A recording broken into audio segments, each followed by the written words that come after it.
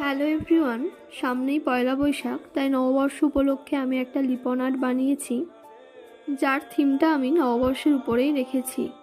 আমি এখানে একটি স্বস্তিক চিহ্ন রেখেছি, আর সাথে রেখেছি দেবী ঘট আর হালখাতা।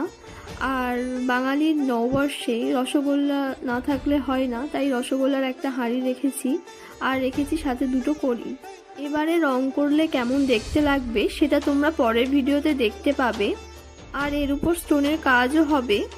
পরের পার্টটি দেখার জন্য তোমরা যারা ইউটিউব থেকে দেখছো তারা ইউটিউব চ্যানেলটিকে সাবস্ক্রাইব করে দিও, আর তোমরা যারা ফেসবুক থেকে দেখছো তারা ফেসবুক পেজটিকে ফলো করে দিও। আজকের এই পর্যন্তই, দেখা হচ্ছে অন্য কোনো ভিডিওতে। টাটা।